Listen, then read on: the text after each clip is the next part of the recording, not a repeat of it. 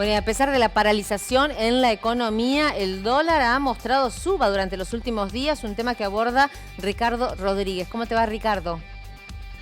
¿Qué tal, Daniela? ¿Cómo estás?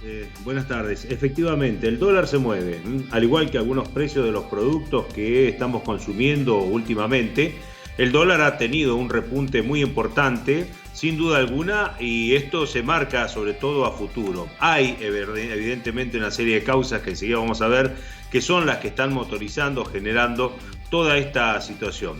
Vamos a escuchar primero al presidente de la Nación, Alberto Fernández. Él hablaba sobre esta situación que se presenta hoy en medio de la pandemia, con una cuarentena, con un país prácticamente paralizado, el dólar y su movimiento bastante inestable. Esto decía Fernández. Economistas hablan de que hay un tipo de inflación que se llama la inflación autoconstruida. Y siempre, cuando uno lee artículos de economistas, siempre se encuentra que ponen a la Argentina como un ejemplo de inflación autoconstruida. La inflación autoconstruida es la inflación psicológica. Total. La inflación de los que ven que el dólar sube y entonces dicen, a mí no me agarran, yo aumento por las dudas.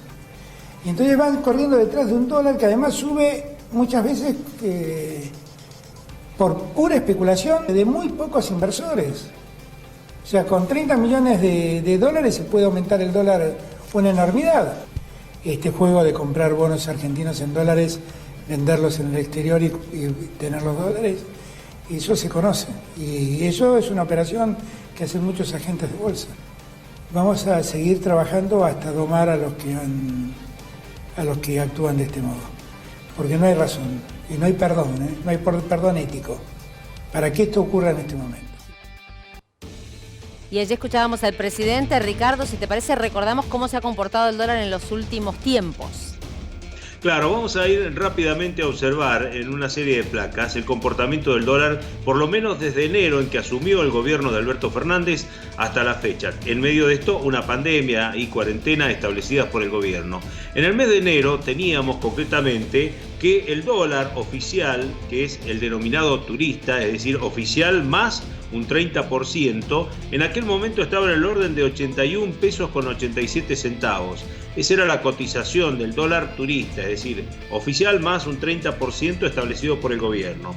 El contado con liqui, que actualmente está siendo uno de los principales dólares de bandera, en aquel momento estaba en el orden de los 83,29. Fíjense la diferencia, la brecha entre el turista y el contado con liqui, que era prácticamente nada, es decir, ínfima la diferencia. El dólar blue en ese momento estaba por debajo de estos dólares a 78,50. El dólar blue es un dólar que ya lo vamos a ver, se mueve mayormente en lo que hace al ahorrista menor, es decir, el ahorrista menor es el que va a las cuevas a comprar ese tipo de dólares. Continuemos para ver en la siguiente placa lo que pasa en este mes de mayo, y allí en mayo nos encontramos que el dólar turista oficial más el 30% está hoy en el orden de los 90 pesos con 56 centavos. Es decir, si uno toma en cuenta lo que ocurría en enero respecto de este mes de mayo, no ha subido demasiado, teniendo en cuenta obviamente las variaciones que han tenido los otros. Fíjense lo que pasa ahora con el dólar futuro, que está en el orden de los 119 pesos con 20, por lo menos está hoy cotizándose esa moneda a esta hora del día. Y el otro es el dólar blue, que ha subido de manera considerable y ha llegado a los 127 pesos. ¿Quiénes están comprando el dólar blue? Concretamente, lo compran aquellos que han logrado alguna diferencia con este tiempo de la pandemia, es decir, la venta a aquellas personas que venden alimentos, que han comercializado con los productos que estaban permitidos. Bueno, han hecho un ahorro importante, hubo mucha venta en ese aspecto, y por lo tanto ese billete, ese dinero, ese peso se ha ido a parar al dólar. El otro, el dólar contado con liqui, tiene una particularidad, lo compran los grandes y allí hay también una especie de fuga de capitales, es decir, dinero que se está yendo del país o bien se está guardando en un colchón bastante grande. Pero ¿cuáles son concretamente los motivos que han generado esta suba del dólar?